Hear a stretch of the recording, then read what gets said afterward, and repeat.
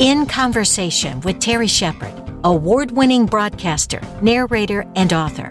A deep dive into the writer's craft with the artists and support systems who create the stories we love. Full disclosure, Pamela Fagan Hutchins is one of my best friends.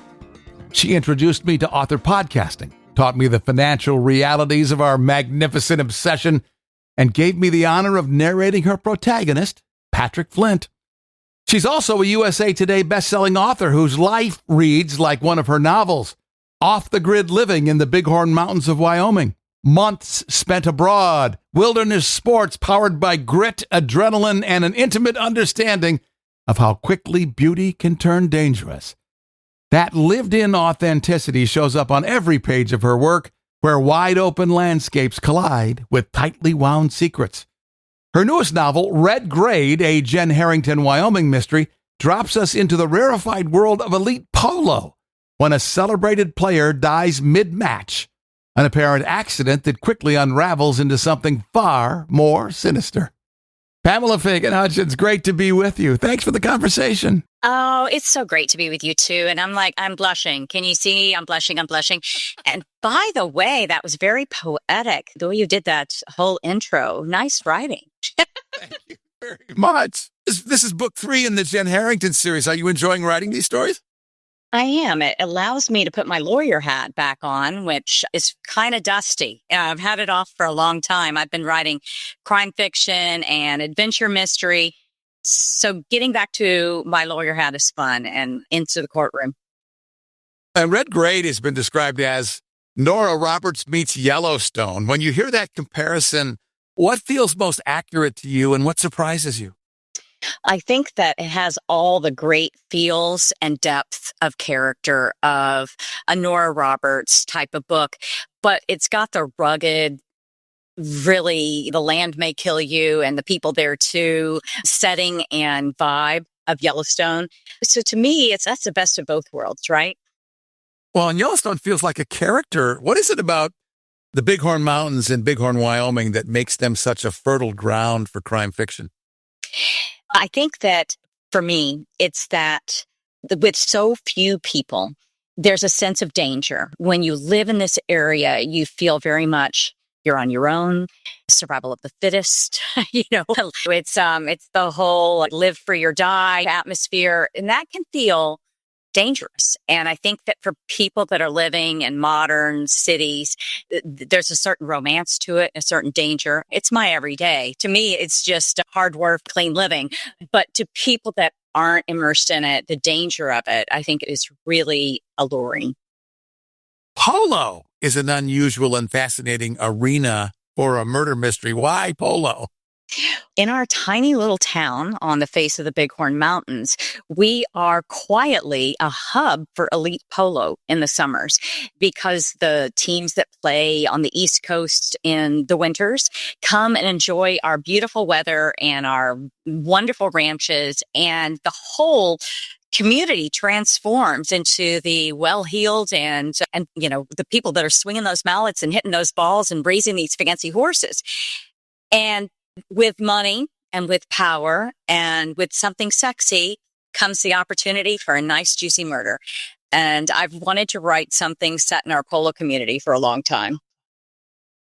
The novel explores 3 of my favorite tropes: wealth, privilege, and secrecy. Why is that closed elite environment such an effective pressure cooker for crime? I think that it is opportunity. They have the money to get away with things. They have the power to get away with things. And because so few of us actually get to peek inside it, it's really rich with intrigue. I don't know about you. I live a nice life, but I'm not living the life of the privileged, the rich, and the powerful. And it's all imagination for me. But I think we love to explore that. And how does that other side live? And we hope maybe it's not as good as it looks. So it'd be great if they were all murderers and crooks. Then we wouldn't have to be so jealous. Pamela Fagan Hutchins is my special guest. We're talking about Red Grade, book number 3 in the Jenn Herrington mysteries. The investigation in this story begins pointing toward Jenn's own husband. Yes. What was it that interested you about putting your protagonist in the position where justice and loyalty are in direct conflict?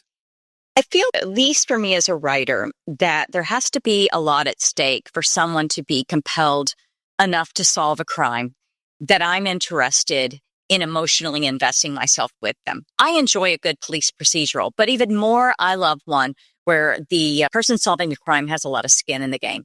And to me, that either means a close relationship or someone else in a relationship of trust that we feel they are violating or might be violating.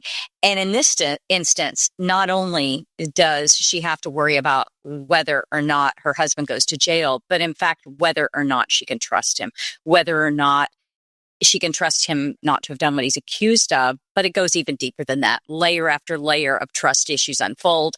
And so it ends up being a wonderful exploration of the secrets we keep in long-time relationships and marriages, as well as investigation into a crime, defending one's loved ones from the big bad guys and things like that. And that's, for me, a lot of fun to explore.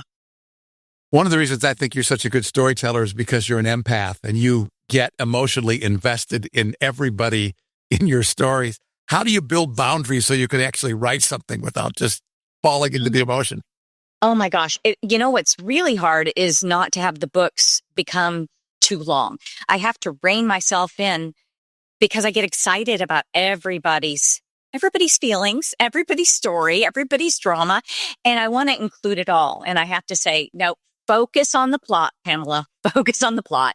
Focus on your main characters. You can have a little side intrigue, but you got to keep it going. And I think for me, that's just the discipline of a writer, and knowing that while readers follow series in my heart, I believe, because they love the characters and want to continue the journey with them, they may read individual books because they're swept away in the excitement of a plot at the same time as they're falling in love with those characters. So I have to deliver a tightly wound plot as well as the emotional depth that gets them to stick with it. And I just have to live up to their expectations. Well, Jenn, like you, was a recovering lawyer, pulled back into the legal world under pressure. What do you enjoy most about writing legal tension? I think that I enjoy not having to do it and just imagine it. I got out of the law as fast as I could. And I'll tell you a funny story. This whole series was not my idea. It was my agent's idea. And he said, Pamela, you lead an interesting life. And I'm thinking, not really. If you could see my life every day, you would not say so. But he said, no, you really do. When you think about people that the lives that they lead, they're very different from yours. You live your modern life very differently from how other people do. Let them see a piece of that. Write a book with a recovering lawyer as your main character who lives on the face of the Bighorn Mountains and who writes mysteries by night, because Jenn is also an author, and Jenn writes murder mysteries that lag a book behind each book in the series. So each book in the series, she is going on to write as a book in her series. So it's been very much a paralleling the life. And for me, it's getting to feel the best and imagine the best of what being a lawyer is like without having to do all the rest of it that I didn't like. But isn't that how we write everything? We want to write life with all the boring parts or the yucky parts stripped out and just keep the part that's exciting and that makes us want to turn the page. And that's why I think that the rule of thumb of beat your main character up on the first page and hit her harder every page after that is a great one to go by, because you're keeping the tension going and you're keeping the excitement going. In real life, do we want that to happen to our best friend? No, we don't. And agents love to tell us what we should be writing. And it's almost times feels like we're writers for hire. What was your reaction when he told you that's what you should write? At first I laughed and I said, that's very narcissistic. And he said, it's not if I'm the one asking you to do it. But then, and my husband's sitting over here beside me, he said, you could write a husband that was an oil executive, but that's boring. Why don't you make him a veterinarian? Sorry, honey. Anyway, so actually he didn't say veterinarian, I did, but it was very much the oil executive is boring. But I've recently been told by my editor that she wants me to write a psychological thriller. I had my agent a year ago say, hey, write me a Christmas cozy. So most of the time when people tell me what to write, I say, thanks for your input. No, thank you.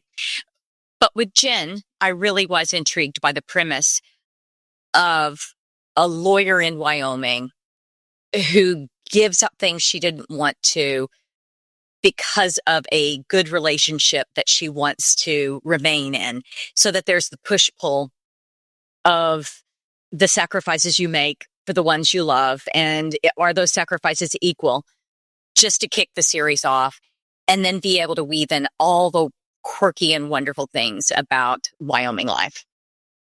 Red Grade is the book. It's a Jenn Herrington Wyoming Mystery written by my good friend, Pamela Fagan Hutchins. How do you balance procedural accuracy with pacing and emotional impact so the story doesn't bog down? I include as little of it as possible. And the police chief of Sheridan, Wyoming is on my short list. In fact, he reads everything that I write and double checks it. And his name is Travis Koltiska. And his set of instructions is, we want to do it with as few words and as few details as possible while getting it accurate. We want it to be improbable, but still possible. And so if something is wrong, we save the story and we figure out a way to make it right. And he's very good at that, which makes him a lot different than a lot of consultants that you work with on stories, right? Because most of the time they're like, no, let's do it this way. Or I think you should go this way because that probably wouldn't happen. He gets the assignment. He's like, okay, there's an issue here. I think you can solve it by this. The least amount of work would be to do it this way. And it may not be perfect, but I could still see it happening. So you go for it. And that's my kind of feedback. That sounds an awful lot like your top cop in the Patrick Flint series. Yeah, exactly. Exactly. In fact, it's been really fun because I wrote a character into the Jenn Herrington series called Deputy Travis when I first started writing them, before Travis was actually story critiquing for me or helping with story. And in this particular book, he wasn't always pleasing within the storyline. Deputy Travis did not always behave how we wanted him to. And I felt a little guilty sending him the book. Sorry, Trav. I think about that a lot with your writing, Pamela, because I'm watching The Pit. I'm totally addicted to The Pit. And that, of course, has ties to ER. And your fans will spot crossovers with What Doesn't Kill You, Detective Delaney Pace, and Patrick Flint. What do you enjoy about letting that happen in your world? I love the idea that my imagination is one alternate universe, one alternate timeline, and that it is one world and everyone that I imagine exists within it. And why wouldn't they have reasons to cross over into each other's lives? We run into people all the time, all these coincidences. You run into a stranger at the airport in Athens, Greece, or about a stranger, a friend that you haven't seen in 20 years. And so to me, it's really fun to let those worlds collide and to be able to give readers the treat of inviting old friends in, as long as there's a really valid reason for them to be there, either geographically or because of the story or something, not just throwing them in for throwing them in's sake, but making them an integral part of what's going on. You've done a lot of traveling in the last year from a discipline perspective. Is it hard to write when you're in a lot of different places? It's hard to write when I'm constantly planning trips and packing and unpacking. I'm having way too much fun. So I have to really carve out multi-month periods where I say, this is sacrosanct. We're not touching this section, or at least 6 weeks at a time, so I can get a draft done. And then I'll go on a trip and come back and do the rewrite. But I do find it's harder because when I don't do everything in one straight push, you have more time to re-immerse yourself in the story and get back into it. So I'm a little less efficient, but I'm having a lot of fun and gathering a lot of information for future stories. Someday when I'm old and no longer feel like catamaran trips and hiking trips and bicycle trips around the world, then I'll have a lot of things to remember to include in new stories. Pamela Fagan Hutchins has over 3 million books in print. What keeps the process fresh for you? I think that every time I sit down to write a book, there's the fear that I can't deliver. And it feels the same as it did the first time. I've never sat down to write a book and felt like that it was going to come easy. I've never gotten through a first draft and felt like it was worth crap. It was awful. And so there's always a feeling of being brand new within it, even if that only is about getting better than you were last time. And it stays fresh to me because it feels new each time. And I also got to say, because you get new readers that move into your world, and we're so connected to them in our modern world, people can reach out to us very easily. I went my whole life without ever writing a fan letter to a writer, and I was obsessed with writers. They were my heroes. They still are. And I talk to readers every single day. I get feedback every single day directly to my face. And that's also motivating when they say, I really love this and I want more of this and I enjoy this. Or it's a great escape for me and I need your next book because the world's a crazy place. And I feel better when I go back to the 1970s with Patrick Flint when the world seemed a little simpler to me. Anyone that gets to know you will very quickly realize that one of the most beautiful things about you is the intensity over many years of your love affair with Eric. How has that contributed to your writing success? Well, in many ways. And thank you. You have a very similar relationship with your wife, and it takes one to know one. So the original impetus for me to write was my husband having discovered my writing that I was doing secretly and saying, when are you going to do this? And what do you want to do when you grow up? Don't you want to write a book? You're nearly 40 now. Or when are you going to start? And he pushed. And so when I started writing, the first book I wrote, I called The Story of Us. And it was basically our love story. And I thought that would get the monkey off my back. I'd hand it to him. I looked at him again. And he would say, good job, you. And now you can go back to being a lawyer and you can go back to being a mom and not put yourself out there. That is not what he said. So he became the translator for a love language for me in the sense that the woman I was before I met him, I don't think had the same depth of ability to express and describe love. And while I don't write romances, a large number of my books have very healthy and romantic relationships in them. In fact, I would say that they all do. And I think that's an important part of our lives, right? I don't think I enjoy a story that doesn't have the full breadth of human relationships in it. It seems like only half of a story to me. Where's the real part? Where's the person's real life? And so he's been really instrumental in me understanding what that really was and how to feel it and then how to express it and how to write it. What do you hope readers will take away from Red Grade beyond the mystery itself? I got to tell you, my husband just was over there clapping and going like this because you talked about him. I looked at him and I saw his hands in the air like this. I also get all my comedy from him, obviously. So what do I hope readers will take away from Red Grade? I hope that readers will read Red Grade and that they will look at it and say, we can all do better in our relationships. None of us is perfect, and we should focus on what we bring and not what we expect other people to bring. I think that was the underlying message that Jenn was learning in this book, was to cast the stone at herself instead of other people, or people in glass houses shouldn't throw stones. And at the same time as she's involved in a high stakes game of murder and defense, right? But that the underlying thing that she was learning was about herself. Would you encourage people who want to write to publish? I would encourage people who want to write because they love it and want to get better at it. And that if that becomes you having stories that you want to share, no matter the size of the audience you can get for them, then you will have found creative growth and fulfillment. If you enter it for other reasons, then you may face some challenges.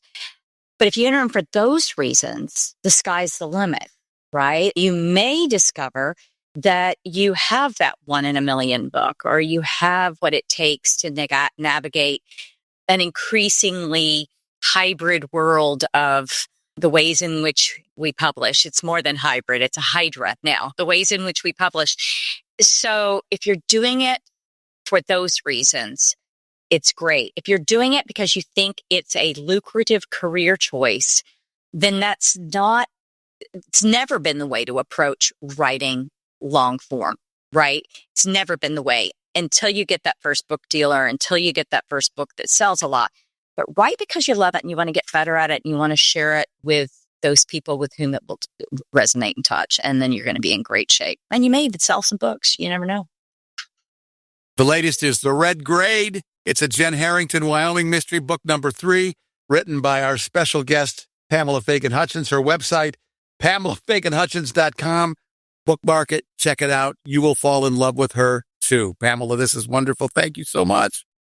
Thank you so much. It's been fun, as every chat with you is. Thank you for what you do for all of the people in our industry. You're a great friend to other writers, and we all appreciate it. In Conversation with Terry Shepard is a copyrighted presentation. All rights reserved. I'm Lisa Davis. Join Terry Shepard next time in Conversation.